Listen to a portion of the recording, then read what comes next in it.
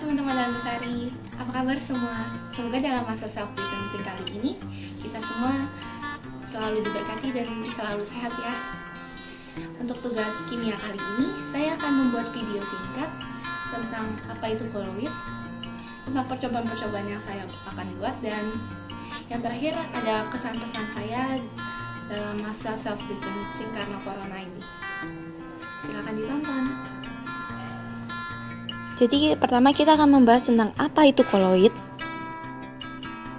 Koloid adalah campuran heterogen dari dua zat atau lebih di mana partikel-partikel suatu zat terdispersi atau tersebar secara merata di dalam medium zat lain.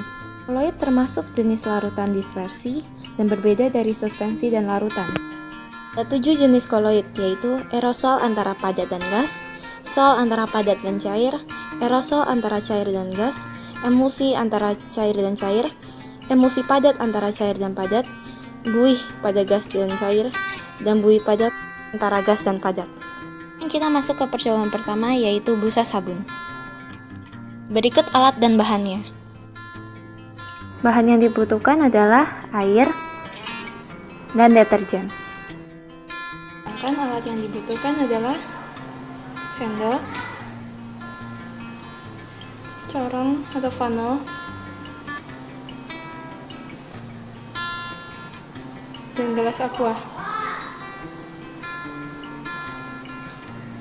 Nah, sekarang kita masuk ke langkah percobaan. Pertama kita buka tutup botolnya, lalu kita masukkan air secukupnya.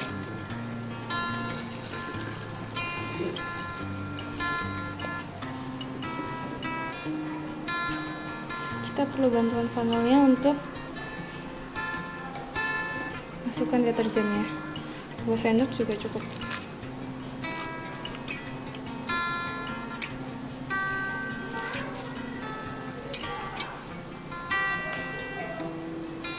Setelah itu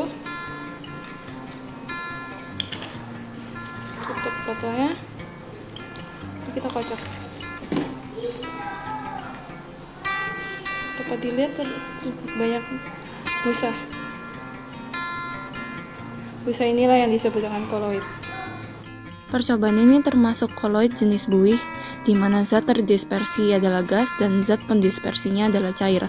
Dalam kata lain, gas dalam cair. Untuk percobaan kedua, kita akan membuat kopi dalgona. Berikut alat dan bahannya. Bahan yang dibutuhkan adalah air panas dan kopi. Sedangkan alat yang dibutuhkan adalah wadah, sendok, dan mixer. Nah, sekarang kita masuk ke langkah percobaan. Pertama, kita masukkan bubuk kopi ke dalam wadah.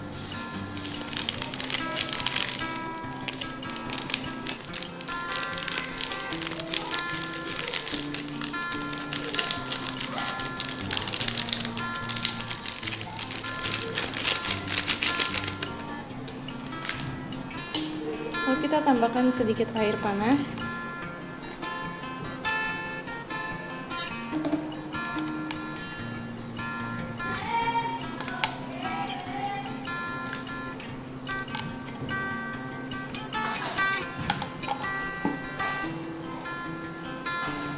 Lalu kita mixer.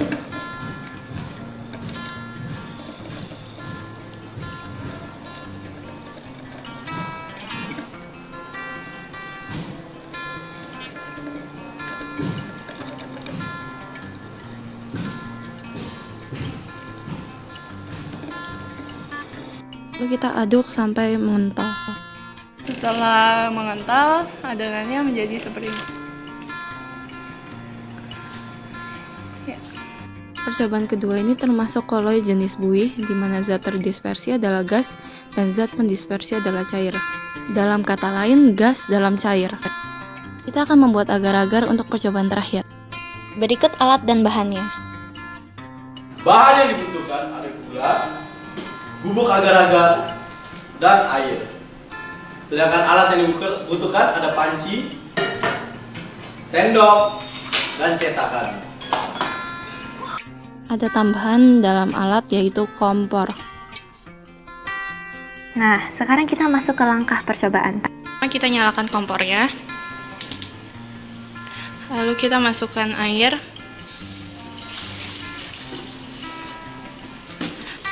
Lalu kita masukkan bubuk agar-agarnya.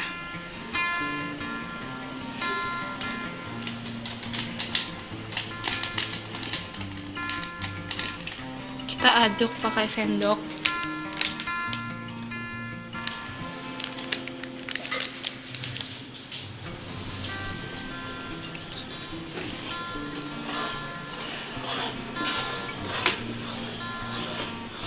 Lalu kita panaskan sampai mendidih.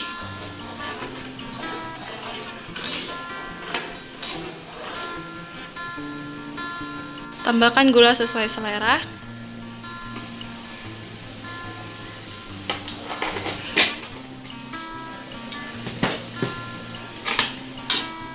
Lalu kita aduk.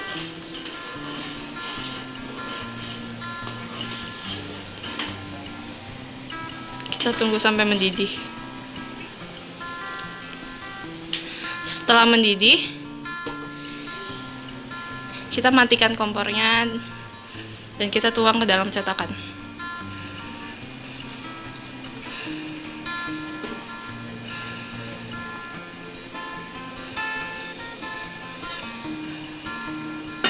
Kita diamkan cetakan sebentar sampai sudah mulai mendingin. Cetakan dibiarkan selama 1 atau 2 jam. Kemudian cetakan yang sudah dingin tadi dimasukkan ke dalam kulkas. Dibiarkan semalaman dalam kulkas. Sekarang jelinya siap disajikan.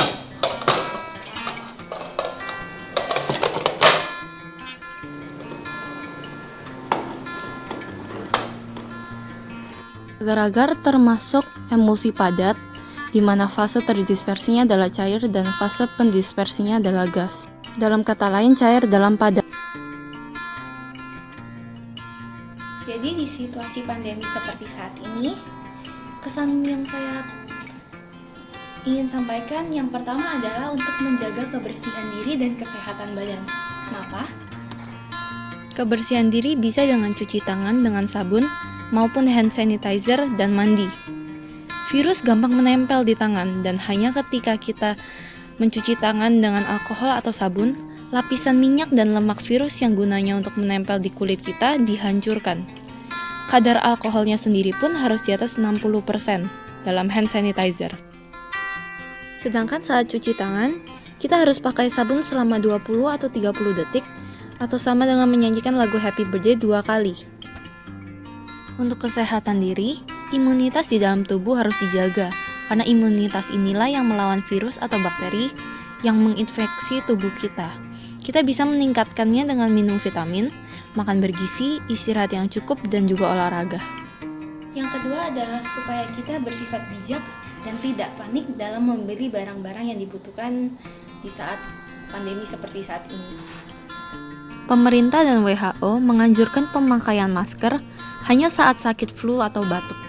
Namun banyak warga memakainya meskipun dalam keadaan sehat, dengan alasan untuk berjaga-jaga.